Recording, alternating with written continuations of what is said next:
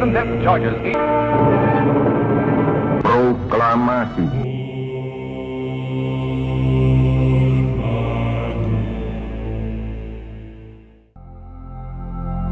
Assalamualaikum warahmatullahi wabarakatuh. Kami dari kelas 11 MIPA 2. Perkenalkan, nama saya Santi Nurhaliza. Perkenalkan, nama saya Listi Liryani. Perkenalkan, nama saya Nina Fatimisa. Perkenalkan, nama saya Lisna Kumania. Di sini kami akan menjelaskan tentang peristiwa Rengas Dengklok. Selamat menonton.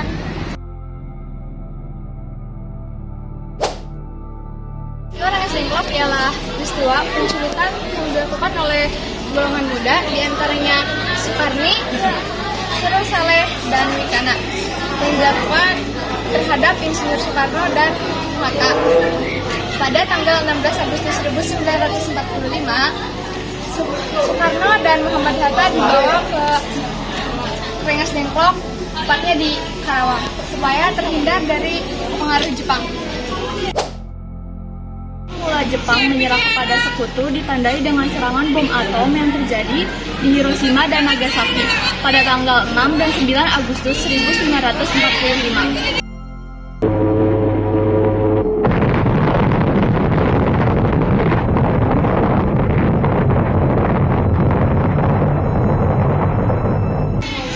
Pada tanggal 12 Agustus 1945, Insinyur Soekarno, Hatta, dan Dr. Rajiman Wedjodiningrat bertemu dengan Jenderal Terauchi di markas besar Panglima Tertinggi Militer Jepang di Dalat atau Vietnam Selatan. Jenderal Terauchi menyampaikan pernyataan bahwa pemerintah Jepang menjanjikan kemerdekaan Indonesia akan dilaksanakan pada tanggal 24 Agustus 1945.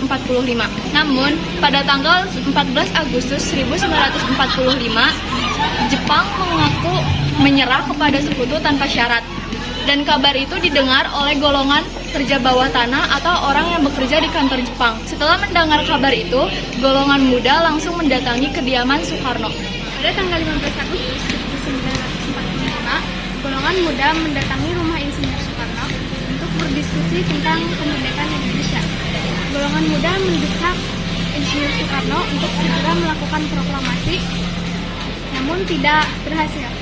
Keesokan harinya, pada tanggal 16 Agustus 1945, golongan muda dan golongan tua mengadakan diskusi kembali untuk segera memproklamasikan kemerdekaan Indonesia.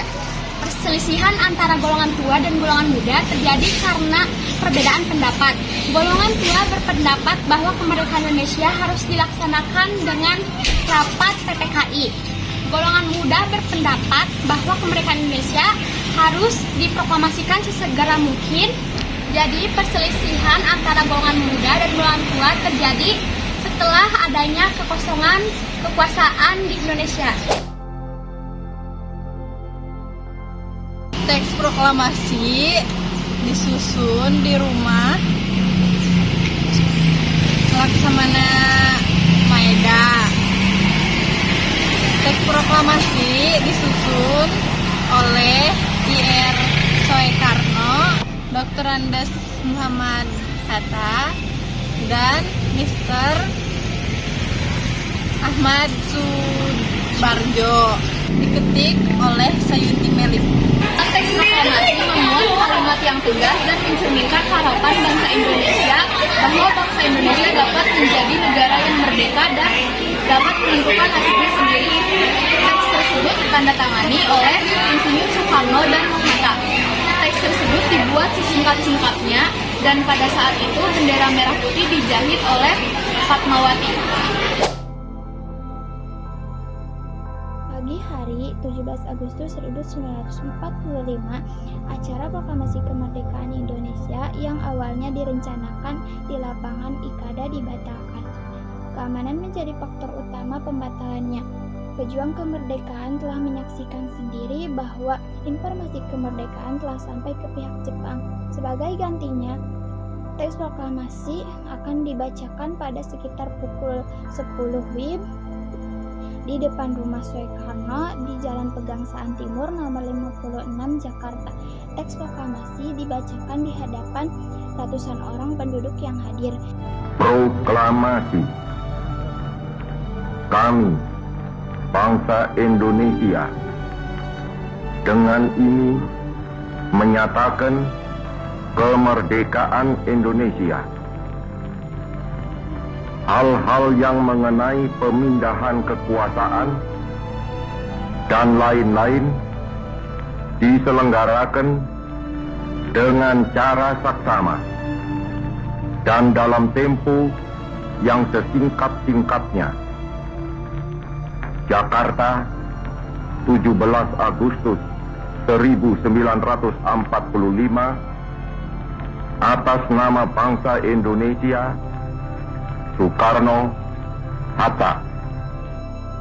Walaupun berlangsung singkat, momen ini tongkat sejarah bagi bangsa Indonesia. Setelah teks proklamasi dibacakan, bendera merah putih dikibarkan dan lagu kebangsaan Indonesia Raya dinyanyikan.